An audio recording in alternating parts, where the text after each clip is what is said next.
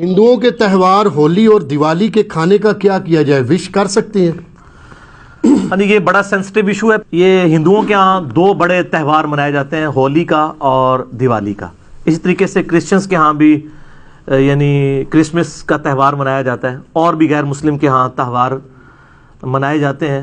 اور خصوصاً جو لوگ دوسرے ملکوں کے اندر مقیم ہیں، ہمارے یورپ میں، امریکہ کے اندر، ان لوگوں کو زیادہ تر یہ ایشو ہوتا ہے کہ اب ظاہر ہے کہ وہ ایک ہی آفس میں کچھ ہندو کام کر رہے ہیں، کچھ کرسچنز کر رہے ہیں، کچھ مسلمز ہیں، وہ عید بھی وش کرتے ہیں، تو مسلمان اس وقت تو خیر و مبارک بڑے شوق سے لے لیتے ہیں، اور جب کرسمس کی یا ہولی یا دیوالی کی باری آتی ہے اس وقت پھر ہمیں ہی میز کر رہے ہوتے ہیں کہ جناب کیا کیا جائے۔ تو یہ اب اصولی بات اس حوالے سے سمجھ لیں۔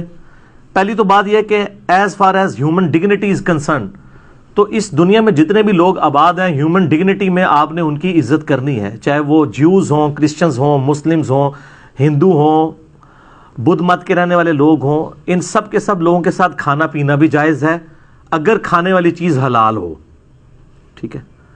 ایک پلیٹ میں بھی آپ کھا سکتے ہیں، کوئی اسلام کے اندر اس کی ممانعت نہیں ہے۔ اب رہا یہ ان کی مذہبی ایکٹیویٹیز کا تعلق، تو چونکہ یہ زیادہ تر مذہبی ایکٹیویٹیز شرک کے اوپر مبنی ہے، شرک کے ساتھ اسلام کو آپ کو پتہ ہے ایک خاص مزاج ہے۔ شرک is the most sensitive issue in the sight of اللہ۔ قرآن حکیم میں کم از کم 2 دفعہ یہ آیت ریپیٹ ہوئی ہے، سورہ النساء کے اندر 116 اور 48 نمبر، ان اللہ لا یغفر ان یشرک بہ ویغفر ما دون ذلک لمن یشاء۔ بے شک اللہ اس گناہ کو تو معاف نہیں کرے گا کہ کوئی اللہ کے ساتھ کسی قسم کا شرک کرے، اس کے علاوہ ہر گناہ معاف کر دے گا۔ دنیا میں جتنے بھی گناہ ہیں وہ شرک کی ہی درخت کے آپ سمجھ لیں شاخیں ہیں کسی نہ کسی فارم میں، اور جتنی دنیا میں نیکیاں ہیں وہ توحید کے شجرہ مبارکہ کی شاخیں ہیں۔ یہ جو مذہبی ایکٹیویٹیز ہیں دوسرے مذاہب کی، چاہے وہ جیوز کی ہوں، کرسچنز کی ہوں یا ہندوؤں کی ہوں، یہ زیادہ تر شرکی ایکٹیویٹیز ہیں۔ اب وہ شرکی ایکٹیویٹیز کے اندر مسلمان تو حصہ لے ہی نہیں سکتا۔ پھر کھانے پینے کا جو تعلق ہے، اگرچہ ان شرکی ایکٹیویٹیز کا کھانا پینا حلال بھی ہو، یعنی کوئی سبزی پکا کے لے آتا ہے، لیکن چونکہ وہ جس نام پر ہو رہی ہے نا، وہ شرک والا معاملہ ہے، تو اس لیے اسلام اس کو انڈورس نہیں کرے گا۔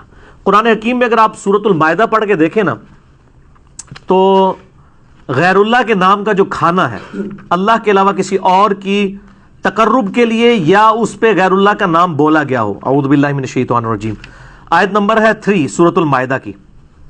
اللہ تعالیٰ فرماتا ہے حرمت علیکم المیتہ، تمہارے لیے حرام کر دیا گیا ہے مردار، والدم، اور بہتا ہوا لہو، یعنی جو ذبح کے وقت جانور کا خون نکلتا ہے نا، یہ خون ہے تو پاک ہے لیکن پینا حرام ہے۔ اسی طریقے سے شراب جو ہے، کپڑوں کو لگ جائے تو کپڑے ناپاک نہیں ہوں گے، لیکن شراب پینا حرام ہے، اسپرٹ ہو جائے، الکوہل ہو جائے۔ اسی لیے ہم وہ کہتے ہیں کہ آپ اسپرٹ والا جو الکوہل والا پرفیوم بھی استعمال کر سکتے ہیں، وہ آپ پی نہیں رہے ہوتے۔ وَلَحْمُ الْخِنزِيرِ، اور خنزیر یعنی سور کا گوشت، پگ کا گوشت، یہ اصل میں ایک ایشو ہے کہ یہ ایسا جانور ہے جو سبزی خور بھی ہے، گوشت خور بھی ہے۔ ویسے سارے سبزی خور جانور جو ہیں، جو بہیمۃ الانام ہیں، وہ حلال ہیں، لیکن اس کے بارے میں جب پوچھا گیا، کہا گیا نہیں، یہ حرام ہے۔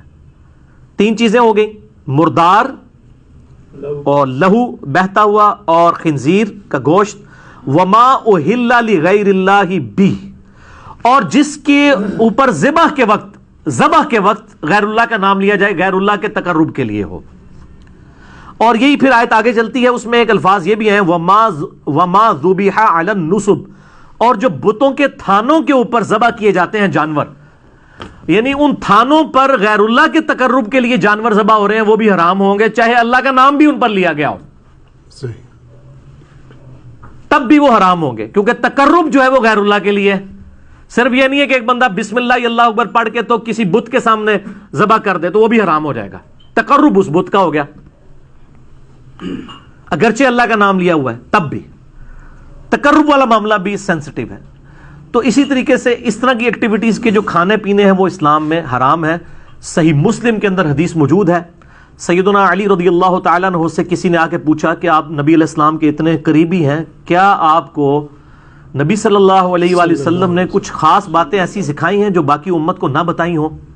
تو مولا علی نے کہا کہ نبی علیہ السلام نے وہی دین ہمیں بھی سکھایا جو پوری امت کو. ہاں جو فہم قرآن ہے وہ تو ظاہر ہے ہر مسلمان کا ایک حصہ ہے. اور پھر فرمایا اپنے تلوار کی نیام میں سے ایک صحیفہ نکالا اور کہا یہ نبی علیہ السلام نے ایک خاص صحیفہ ہمیں دیا ہے جس میں قیدیوں کے احکام لکھے ہوئے تھے. اگر کوئی مسلمان کو قتل کر دے اس کی کیا سزا ہے. ظاہر ہے نبی علیہ السلام کے بہاف پہ جنگ جمل صفین نہروان لڑنی تھی مولا علی نے, تو حضور نے ان کو بتا دیا کہ ان کے قیدیوں کے ساتھ تم نے کیا سلوک کرنا ہے. اور اس میں یہ عبارت بھی لکھی ہوئی تھی جو مدینے میں بدعت کو جاری کرے اس پہ اللہ کی لعنت, اللہ کے فرشتوں کی لعنت اور تمام لعنت کرنے والوں کی لعنت. یہ حدیث بخاری میں بھی ہے, لیکن مسلم والے طریق میں ایک اضافی ورڈ بھی ہے. وہ الفاظ یہ ہیں کہ جو غیر اللہ کے لیے ذبح کرے اس پہ اللہ کی لعنت. تو یہ جو ایکٹیویٹیز ہو رہی ہوتی ہیں, اب کرسمس کے اوپر ان کا عقیدہ ہے خدا نے بیٹا جنا, ہمارے نزدیک یہ شرک ہے. اب اس کے اوپر جو کھانا آئے گا وہ حلال بھی آ رہا ہوگا تو تقرب کسی اور کا ہوگا, اس لیے اس سے بچنا ہوگا. اور آپ لوگوں کو ایجوکیٹ کریں, ان سے نفرت نہ کریں, ان کو بتائیں کہ بھئی ہم گاڈ اورینٹڈ ہیں, آپ کی کتابوں میں بھی شرک حرام ہے. ہم ان ایکٹیویٹیز کو اس لیے سپورٹ نہیں کرتے کہ اس میں شرک ہے. اگر آپ شرک چھوڑ دیں اور شرک کے بغیر آپ کرسمس کے بارے میں کوئی صحیح عقیدہ رکھ لیں, حضرت عیسیٰ علیہ السلام کی پیدائش کے دن کو ایک انسان کی پیدائش کا دن سمجھیں, تو اس پہ آپ ہمیں کوئی لنگر بھی لا کے دے دیں اللہ کے نام کا, ہم کھا لیں گے, کوئی مسئلہ نہیں ہے, ہمیں کوئی چڑ نہیں ہے. ہندوؤں میں بھی اگر آپ دیکھیں جو آریہ سماج کے لوگ ہیں, یعنی وہ تو بالکل یعنی اورینٹڈ ون گاڈ کے گرد ہیں. وہ تو یعنی ان کی کتابوں میں بھی خدا کا اسٹیچو بنانا, بت بنانا, تصویر بنانا حرام ہے. اور ڈاکٹر ذاکر نائک نے پوری ویڈیو ریکارڈ کرائی ہے نا, سملیرٹیز بٹوین ہندوازم اینڈ اسلام, اردو میں بھی ہے اور انگلش میں بھی. آپ دیکھیں کہ ان کی کتابوں میں کس طرح کی توحید موجود ہے. تو ہندوؤں نے اگر اپنی توحید چھوڑ دی اور شرک اڈاپٹ کر لیا تو ان کو بتایا جائے بھی آپ کی کتابوں میں تو یہ توحید لکھی ہے, ہم تو آپ کی کتابوں کی توحید کی وجہ سے آپ کے اس کھانے سے اوائڈ کر رہے ہیں. یہ جواب دیں, قرآن سے بعد میں دیں. تعالوا الی کلمۃ سواء بیننا و بینکم, آؤ اس بات پہ اکٹھے ہو جائیں جو تم میں اور ہم میں کامن ہے. سورہ آل عمران آیت نمبر 64. تو ہندوؤں کو ان کی کتابوں کا ریفرنس دیں, عیسائیوں کو ان کی کتابوں کا. ایک اور لیکچر دیا ڈاکٹر ذاکر نائک نے, سملیرٹیز بٹوین کرسچینٹی اینڈ اسلام, اردو میں بھی ہے انگلش میں بھی. اس میں انہوں نے بتایا کہ اس میں بھی سور کا گوشت حرام ہے, شراب حرام ہے, یہ چیزیں ان کو بتائیں. تو انشاءاللہ تعالی لوگ حق بات قبول کریں گے. آپ بتانے کا سٹائل آپ کا ٹھیک ہونا چاہیے. اور یہ جو میں نے دعویٰ کیا نا کہ اگر اللہ کے نام کی بھی آپ ذبح کریں گے, یہ لفظ ذبح ہوتا ہے زبر کے ساتھ, ویسے ہم ذبح بھی اردو میں چل جاتا ہے, کیونکہ مولوی غلطیاں نکالتے ہیں اس لیے میں زبر زیر کا بھی بتاتا ہوں. آپ اللہ کے نام کا بھی اگر ذبح کریں گے کسی تھان کے اوپر جا کے تب بھی حرام ہوگا. کسی مزار کے اوپر جا کے, چاہے وہ بابا گرو نانک کا مزار ہو یا کسی مسلمان کا مزار ہو, وہ حرام ہو جائے گا, کیونکہ یہ نبی الاسلام کی مخالفت میں ہے. صحیح مسلم میں حدیث ہے, میں تمہیں منع کرتا ہوں قبروں پر عمارتیں بنانے سے, قبروں کو پکا کرنے پہ اور ان پہ بیٹھنے سے. لائیو بیٹھنا بھی حرام ہے, مجاور بن کے بھی بیٹھنا. جو نبی علیہ السلام کی مخالفت پہ چیزیں بنی ہیں ان تھانوں کے اوپر, چاہے وہ ہندوؤں کے ہوں, سکھوں کے ہوں یا مسلمانوں کے ہوں, وہاں پہ اللہ کے نام کا ذبیحہ بھی حرام ہوگا کھانا. اس کے ثبوت میں سنن نبی داؤد کے اندر ایک حدیث موجود ہے. ایک صحابی نے منت مانی کہ میں مقام بوانا پر جا کر اونٹ قربان کروں گا. نبی علیہ السلام نے اس صحابی کو بلا کے پوچھا, یہ کسی خاص مقام پہ تم اونٹ جو ذبح کرنے جا رہے ہو, کیا زمانہ جاہلیت میں وہاں کوئی مشرکانہ میلہ تو نہیں لگتا تھا؟ ہائے ہائے ہائے ہائے, امام الموحدین صلی اللہ علیہ وآلہ وسلم. یار اگر پرانے زمانے میں لگتا تھا تو اب کیا مسئلہ ہے, اب تو نہیں لگتا نا. کدھر نے کہ جی شاہ جی دی یاد تازہ بھی ہوندی ہے نہ, یہ نہ کوئی کہہ دے جی پرانی یاداں دوبارہ جی تازہ ہو گئی ہیں. ان کا یا رسول اللہ کبھی مشرکانہ وہاں پہ میلہ یعنی نہیں لگا کرتا تھا. آپ نے کہا وہاں کوئی اس قسم کی یعنی ایکٹیویٹیز تو نہیں ہوتی تھی, کوئی خوشی کی ایکٹیویٹیز جو شرکیہ ہوں؟ تو کہا نہیں یا رسول اللہ صلی اللہ علیہ وسلم. تو پھر آپ صلی اللہ علیہ وسلم نے ان کو اجازت دی اور فرمایا کہ خدا کی نافرمانی میں جو منت ہے وہ پوری نہ کی جائے, اور وہ منت بھی پوری نہ کرو جس پہ تم اختیار نہیں رکھتے ہو. بعض اوقات ایک بندہ جناب منت مان لیتا جی میں روزانہ 100 نفل پڑھوں گا, اب یہ تو بڑا مشکل کام ہے, تو ایسی منت کو پھر توڑ دینا ہوگا. اور ایسی جو منت کا کفارہ وہ بخاری اور مسلم میں ہے کہ منت کو توڑنے کا کفارہ وہی ہے جو سورۃ المائدہ آیت نمبر 89 میں قسم کو توڑنے کا کفارہ آیا ہے. ایک غلام آزاد کرو, غلام نہیں آزاد کر سکتے تو تم 10 مسکینوں کو کھانا کھلاؤ، اگر نہیں کھلا سکتے یا 10 مسکینوں کو کپڑے لے کے دو، اگر یہ نہیں کر سکتے یعنی بہت غریب ہو تو پھر تم مسلسل 3 روزے رکھو. یہی کفارہ ہے منت توڑنے کا بھی، منت آپ توڑ بھی سکتے ہیں، اور قسم توڑنے کا بھی. تو نبی علیہ السلام نے فرمایا جس پہ تمہارا اختیار نہیں، جو مشکل ہو جائے، تمہارے بس سے باہر ہو جائے، وہ بھی منت پوری نہ کرو، اور اللہ کی نافرمانی میں بھی اپنی اس منت کو پورا مت کرو. اور جہاں تک تعلق ہے نا مشابہت اختیار کرنے کا، وہ ابو داؤد میں حدیث ہے جس نے جس قوم کے اندر مشابہت کی وہ اسی قوم میں شمار کیا جائے گا. یعنی اگر کوئی ریلیجس ایکٹیویٹیز میں حصہ لیتا ہے نا ہندوؤں کی، تو اللہ اور اس کے رسول کے ہاں وہ ہندو شمار کیا جائے گا، چاہے وہ مسلمان بھی ہو، اس کی داڑھی بھی ہو. یہ بڑا سینسٹیو ایشو ہے. بے شک. جس قوم کی مشابہت یعنی مذہبی مشابہت، یہ نہیں ہے کہ آپ نے ٹائی پہن لی ہے تو یہ مذہبی مشابہت ہے، اور ٹائی کو سلیب کے ساتھ جوڑتے ہیں. اور یار سلیب کے ساتھ ہوتا تو ویٹیکن سٹی میں بیٹھا ہوا پاپ جو ہے وہ بھی ٹائی لگا کے رکھتا، اس نے تو کبھی ٹائی نہیں پہنی، اس نے سلیب ہی لٹکائی ہوتی ہے. سلیب نہیں، یہ ٹائی تو مسلمانوں کی ایجاد ہے. خلیفہ ہارون رشید کے دور کے اندر یعنی یہ معاملات چلے ہیں، یہ کوئی مذہبی ان کا سمبل نہیں ہے.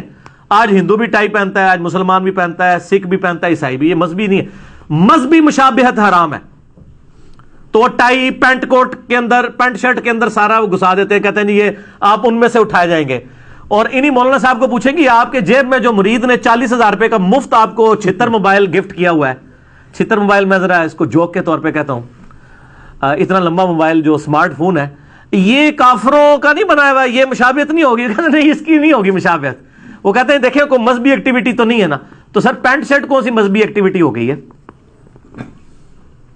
مذہبی ایکٹیویٹی کوئی شخص گلے میں سلیب لٹکا لے، ماتھے پہ سندور لگا لے، ہاتھ میں راکھی باندھ لے، یا سکھوں والا کڑا پہن لے، ٹھیک ہے، جو مذہبی ایکٹیویٹی ہو، مذہبی ایکٹیویٹی کو فالو کرنا اس قوم میں شمار ہوگا.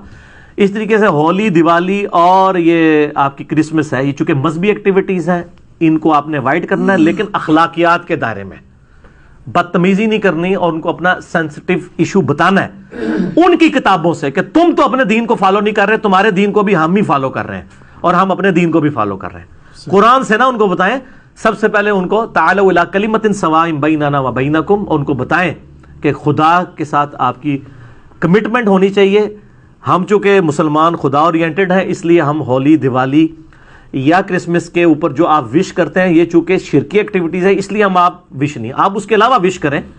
اگر کوئی انڈیا کی ٹیم کبھی کرکٹ میچ جیتتی ہے تو آپ خوشی میں ٹافیاں بانٹتے ہیں تو مسلمان بھی کھا لیں گے، کوئی مسئلہ نہیں ہے.